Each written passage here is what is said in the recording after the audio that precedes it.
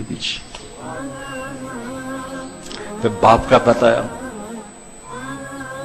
عاق لوالدیہ، ماں باپ کے نا فرمان کی نہ دنیا ہے نہ آخرت. ایک صحابی ہے، یا رسول اللہ میرا باپ نا میری کمائی میں سے خرچ کرتا، مجھ سے پوچھتا ہی نہیں، اور شرعاً قانوناً اگر میری کمائی میرے باپ کی جو کمائی ہے یا زمین ہے جائیداد ہے اس سے الگ میں نے اپنی محنت سے کوئی کمائی کی ہے، وہ میری ذاتی چیز ہے، قانوناً میرے باپ کو بھی پوچھنا چاہیے کہ بیٹا یہ تمہاری چیز میں لے سکتا ہوں، یہ پیسہ میں استعمال کر سکتا ہوں، قانون یہ ہے. تو اس نے قانون کی بات کی کہ میرا باپ میرا مال اٹھا کے خرچ کر دیتا، مجھ سے پوچھتا ہی نہیں. آپ نے کہا اس کے باپ کو بلاؤ. اس کے باپ کو بلایا تو وہ انہوں نے پوچھا کیوں بلا رہے ہیں؟ کہ تیرے بیٹے نے تیری شکایت کی. تو اس کو اتنا غم لگا کہ وہ کٹ کے مر گیا.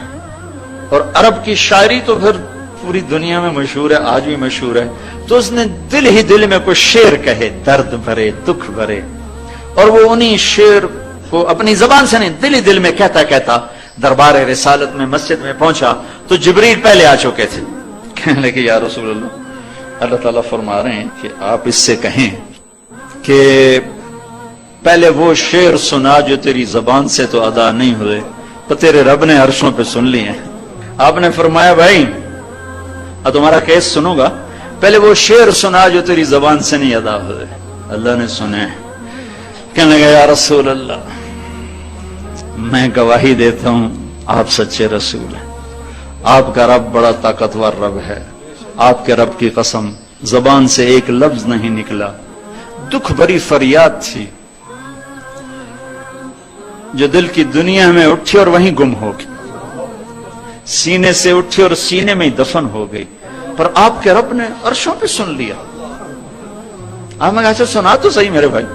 میں کہا جی میں نے کہا غزوتک مولودا ومنتک یافعا تعل بما اجنی علیک وتنہل واذا ضاقتک بالسقم لم ابد لسقمک الا ساہرا اتململ کانی انا المتروک دونک بالذی ترکت به دونی فعینی تحمل تخاف الردى نفسي عليك وإنها لتعلم أن الموت وقت مؤجل فلما بلغت السن والغاية التي إليها ما مدى فيك كنت أؤمل جعلت جزائي غلظة وفظاظة كأنك أنت المنعم المتفضل فليتك إن لم تر حق أبوتي فعلت كما الجار المجاور يفعل اولیتنی حق الجوار ولم تکن علی بمال دون مالک تبخل. میرے بچے جس دن تو پیدا ہوا اس دن سے ہم نے اپنے لیے جینا چھوڑ دیا، ہم نے تیرے لیے جینا شروع کیا. گرمی سے لڑے، سردی سے لڑے، موسموں سے لڑے، حالات کے آہنی پنجوں سے رزق نکالا، جبڑوں سے رزق نکالا، جوانی کو قربان کیا، صحت کو قربان کیا، اپنے جذبات کو سلا دیا، تیرے چہرے کی ایک مسکراہٹ دیکھنے کے لیے ساری ساری رات کام کیا، سارا سارا دن کام کیا، کبھی دھوپ میں کبھی سردی میں، کبھی گرمی سے لڑا کبھی سردی سے لڑا، کبھی موسم سے لڑا کبھی بھوک سے لڑا.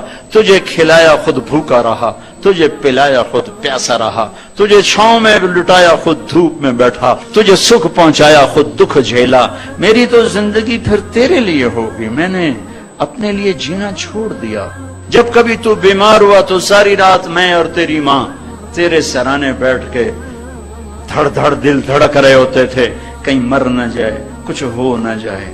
ہسپتال پہنچیں، ڈاکٹر کو بلاؤ، ٹیکسی بلاؤ، گاڑی بلاؤ، رکشہ بلاؤ، جلدی سے ہسپتال پہنچاؤ، مری میں جگہ نہیں پنڈی لے جاؤ، اسلام آباد لے جاؤ.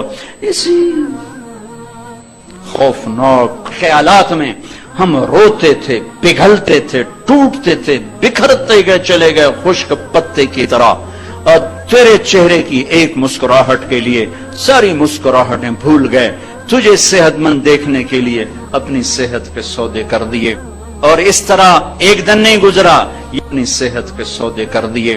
اور اس طرح ایک دن نہیں گزرا یہ شب و روز گزرے، دن اور رات گزرے، لیل و نہار گزرے، بہار و خزاں گزری، رت بدلی، موسم بدلے، बादल अंधेरी बारिश आए और गए, यहां तक कि तू परवान चढ़ता गया, मैं ढलता गया।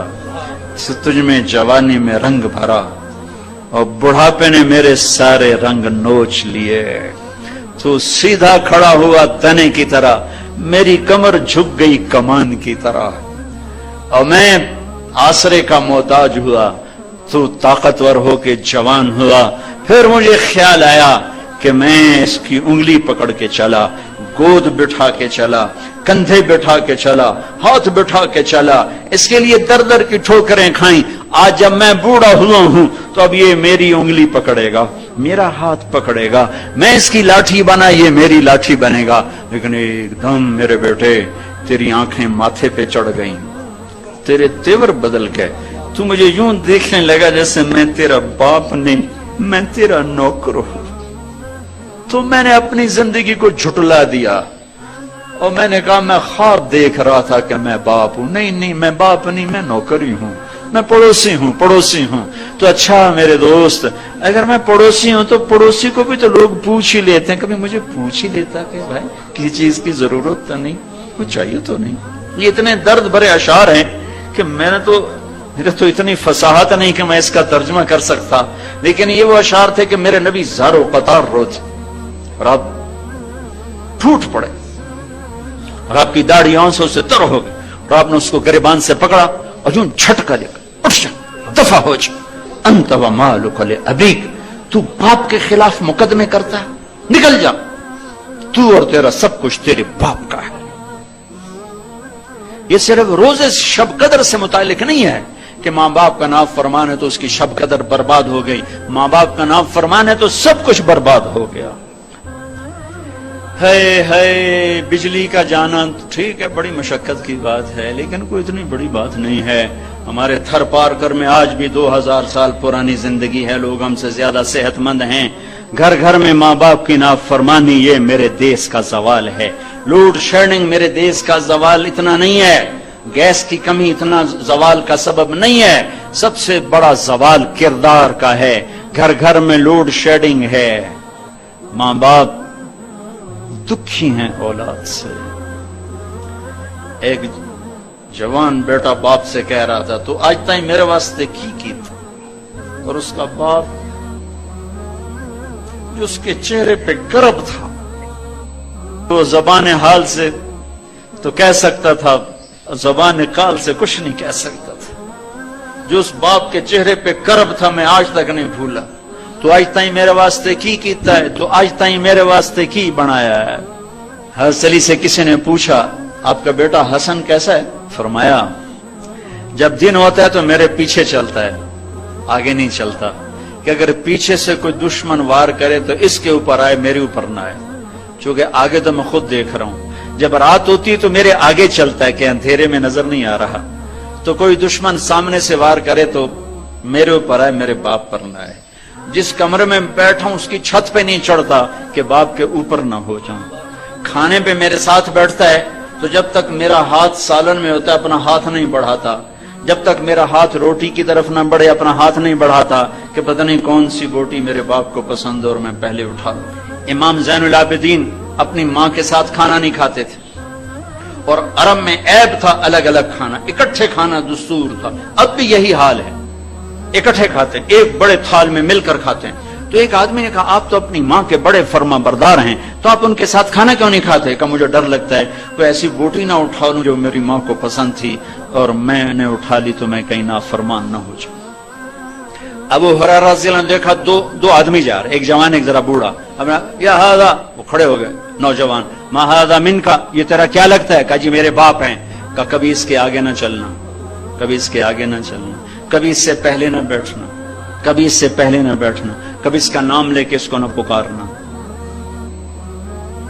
माँ बाप की नाफरमानी सिर्फ रोजे को बर्बाद नहीं करती, शब कदर को बर्बाद नहीं करती, पूरे मुआशरे को बर्बाद कर देती। लेकिन एक बात इसमें मैं इजाफी कहूंगा जो मेरे मुआशरे का बहुत बड़ा नासूर है और बहुत बड़ा दर्द है। माँ बाप का जोर मेरे ऊपर है, मैं माँ बाप की गुलामी में। माँ बाप कत्ल भी कर दे तो कत्ल का केस नहीं दर्ज किया जा सकता। बाप अगर अपने बेटे को कत्ल कर दे تو اس کے بدلے میں باپ کو قتل نہیں کیا جا سکتا. باپ کا اتنا حق ہے، لیکن یہ سارا حق میرے اوپر ہے، میری بیوی پر نہیں ہے. میرے ماں باپ ہیں، ساس سسر کا بہو پہ کوئی شرعی حق کوئی نہیں ہے. لیکن یہ میرے معاشرے کا جبر ہے کہ آنے والی لڑکی پس کے رہ جاتی ہے. خامن سے زیادہ سسر کا حق، خامن سے زیادہ ساس کا حق، خامن سے زیادہ خامن کی بہنوں کا حق، خامن سے زیادہ خامن کے بھائیوں کا حق. یہ ظلم و ستم روا ہے. اور ہر گھر میں، کوئی کروڑوں میں ایک گھر ایسا ہو جس میں رواداری ہو تو الگ بات ہے، لیکن ہر معاشرے میں یہ ظلم ہے. وہ کہتے اساں شادی اس واسطے کی تھی، ہن ساڈی روٹی ساڑیاں دیاں پر نہیں گئیاں، ہن ساڈی روٹی کون پکاوے؟ ساڈے پتر دی بیوی نہ پکاوے تو اور کون پکاوے؟ ہاں اس کی سعادت ہے وہ پکائے، اس کی جنت ہے وہ پکائے، اس کی خوشبختی ہے وہ خامند کے ماں باپ کی خدمت کرے. لیکن جان بین میں حق کسی کا کوئی نہیں. نہ ساس سسر کا حق ہے بہو پر، نہ بہو کا حق ہے ساس سسر پر. میرے ذمہ اپنی بیوی کے حقوق ہیں، میری بیوی کے ذمہ میرے حقوق ہیں، میرے اوپر میرے ماں باپ کے حقوق ہیں، میرے اوپر میری بہنوں کے حقوق ہیں، میرے اوپر میرے بھائیوں کے حقوق ہیں. میری بیوی ان کے لیے، یا میری بیوی کا ان پر، یا ان کا میری بیوی پر کوئی حق نہیں ہے. لیکن آج ہر گھر میں لڑائی ہے، ساس بہو کی نفرت، سسرال اور بہو کی نفرت. اس نے آگ لگا دی ہے اور معاشرہ انتہائی ناہموار ہو چکا ہے. ایک یونیورسٹی میں بیان کیا لاہور میں، تو بیان کے بعد ہم بیٹھے تھے ان کے چانسلر کے کمرے میں، تو ایک کہا جی ایک لڑکی آپ سے ملنا چاہتی. میں نے کہا میں ابھی مصروف ہوں، بعد میں مل لوں. کہا جی وہ بہت رو رہی ہے، بہت رو رہی ہے. میں نے کہا پتہ نہیں کیا مسئلہ بنا. تو میں اٹھ کے چلا گیا، ساتھ ایک اور کمرہ تھا، وہاں بیٹھ گئے. اس نے مجھے ایک پرچہ دے دیا. پرچہ تو خیر میں نے بعد میں پڑھا. مجھ سے کہنے لگی کہ مولانا آپ عورتوں کے حقوق بہت بیان کرتے ہیں، لیکن آپ نے کبھی مطلقہ عورت کے بارے میں تو کچھ نہیں کہا کہ اس پہ کیا ظلم ہوتا ہے اور اس پہ کیا بیت جاتا ہے. میں نے کہا تم طلاق یافتہ ہو؟ کہا جی میں بالکل جوان 22-23 سال کی عمر. کہا جی میں طلاق یافتہ. کیوں طلاق ہوئی؟ کہا جی میری اور میرے خامند میں بہت محبت تھی، ہم ایک دوسرے کے بغیر رہ نہیں سکتے تھے.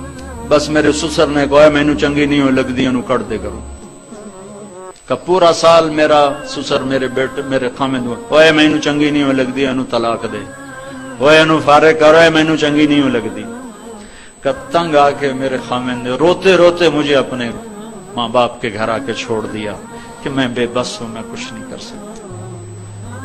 یہ ظلم و ستم تقریباً ہر گھر میں. آنے والی بچیوں کی زندگی آگ بن جاتی. سسرال کا معاشرہ عیب ہی دیکھتا ہے، خوبیاں نہیں دیکھتا. ماں باپ اپنی بچیوں کے عیب چھپاتے ہیں، سسرال والے بچیوں کے عیب ابھارتے ہیں.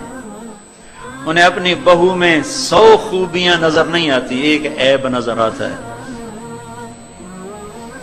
یہ میرے معاشرے کا درد ہے، میں دکھ سے یہ بیان کر رہا ہوں.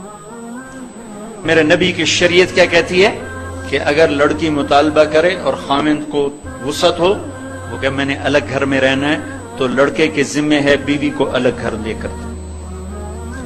اگر الگ گھر لے کے دینے کی وسعت نہیں ہے تو پھر یہ واجب ہے ایک کمرہ الگ اس کا ہو جس کی چابی اس کے ہاتھ میں ہو، ایک کچن اس کا ہو جس کی چابی اس کے ہاتھ میں ہو، ایک ٹوائلٹ اس کا ہو جس کی چابی اس کے ہاتھ میں. اس کا کچن الگ کرے، اس کا ٹوائلٹ الگ کرے، اس کا کمرہ الگ کرے. وہ کچن الگ نہیں کر کے دے سکتا تو کمرے کے باہر ایک چولہا رکھ کے دے دے کہ یہ تیرا کچن ہے. اس حد تک اللہ نے حق رکھا ہے. لیکن ہمارے آنے والی بچی نے اس خامند کے باپ کی بھی خدمت کرنی ہے، ماں کی بھی کرنی ہے، بہنوں کی بھی کرنی ہے، بھائیوں کو بھی کرنی ہے، کوئی اور ہے تو اس کی بھی کرنی ہے. اور کئی تھک ہار کے لیٹ جائے تو تانے الگ سننے. کہیں اس کو الٹ بھی ہے کہ آنے والی لڑکی وہ اس قدر آگ لگا دیتی ہے کہ اپنے خامند کو ماں باپ سے کاٹ دیتی، بہن بھائیوں سے کاٹ دیتی. یہ کیسز بھی ہیں، یہ نہیں کہ یہ نہیں، یہ بھی ہیں، یہ بہت تھوڑے ہیں، بہت تھوڑے ہیں. اس بچے نے مجھے رلا دیا اور کہا مولانا آپ کو پتا ہمارا معاشرہ متعلقہ سے کون شادی کرتا ہے، بیوہ سے کون شادی کرتا. پھر مجھے یہ حدیث یاد آئی، میں نے اس کو بیانوں میں کہنا شروع کیا. پہلے واقعہ میں نہیں کہتا، اس بچی کے آنسوں نے مجھے بہت سبق دیا۔